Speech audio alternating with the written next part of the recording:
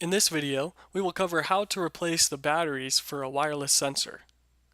Each sensor takes a single CR2450 3-volt lithium coin battery, and you will need one replacement battery for each sensor that needs a new battery.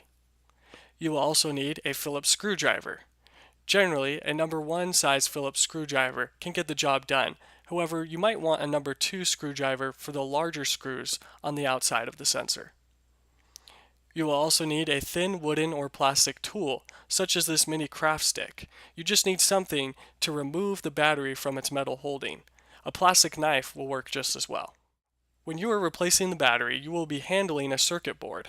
When handling the circuit board, be careful to avoid static discharge on the board by handling only the edges of the board, or the battery terminal itself. To replace the battery, unscrew the 2 outer screws and open the sensor.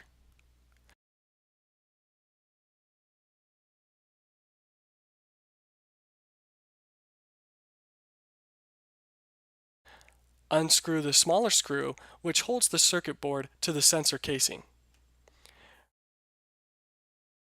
Remove the circuit board by the metal battery holding, being careful to avoid touching the board itself. Using the wooden tool, slide the battery out of the battery holding. Insert the new battery, checking that the positive side is facing up.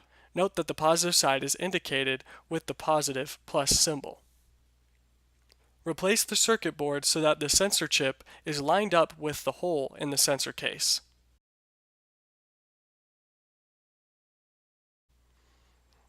Replace the little screw to reattach the board to the sensor case. Replace the outer screws on the sensor case, and repeat the process for as many sensors that need new batteries. And that's how you replace the battery on a wireless sensor.